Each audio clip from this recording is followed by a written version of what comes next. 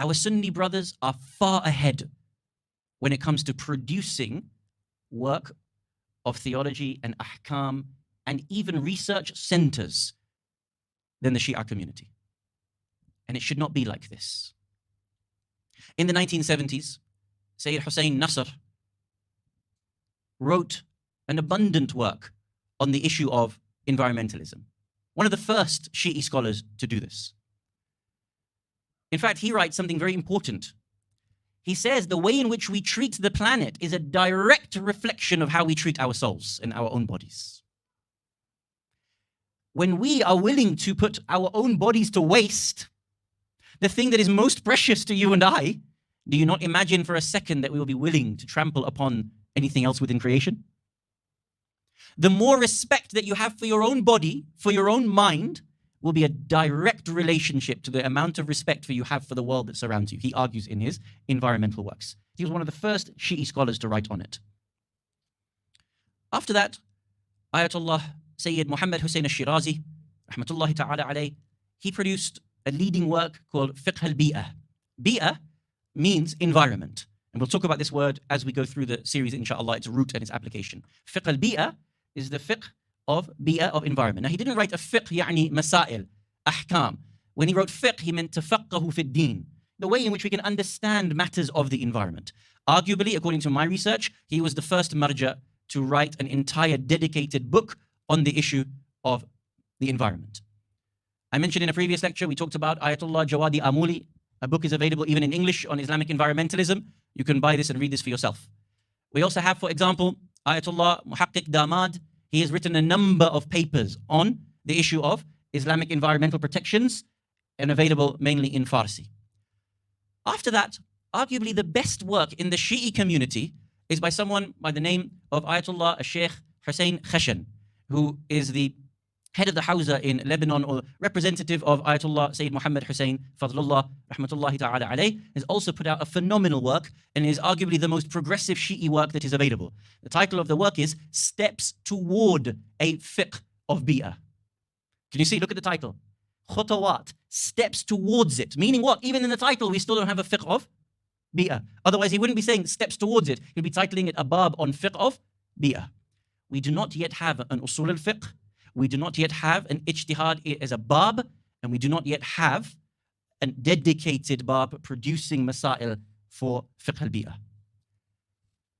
Only last year, His Eminence Grand Ayatollah Sayyid Muhammad Taqi al-Mudarrisi was part of an international conference in Europe, in Iceland, leading the Shi'i voice on environmentalism.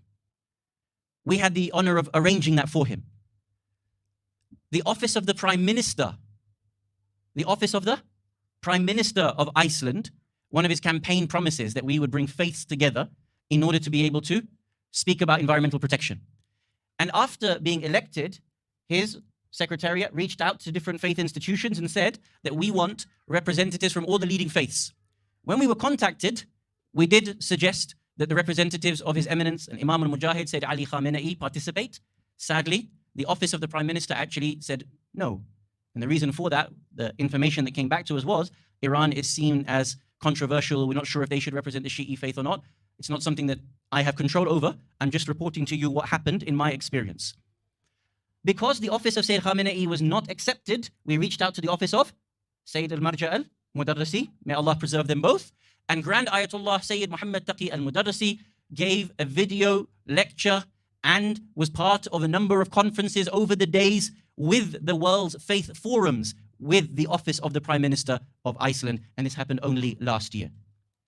The point is, we are moving forward, but we are far, far away from where we need to be. However, in the Sunni community, arguably, they have produced far more literature in terms of theology, in terms of ahkam, and even research centers, and even universal declarations in helping us to be able to create an ethical environmentalism within Islam. A few names you can research for yourself.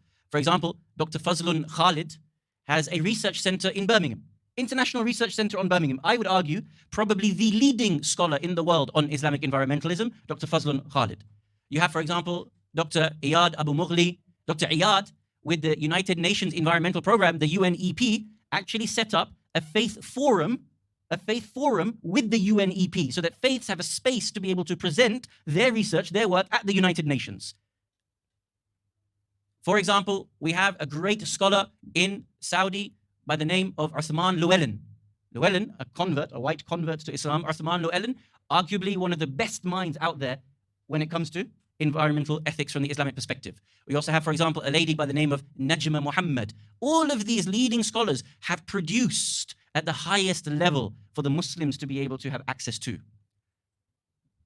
Three of these names I just mentioned, Dr. Fazlun Khalid, Iyad Abu Mughli, Uthman Llewellyn, they are actually writing the world's first Islamic declaration on environmental ethics.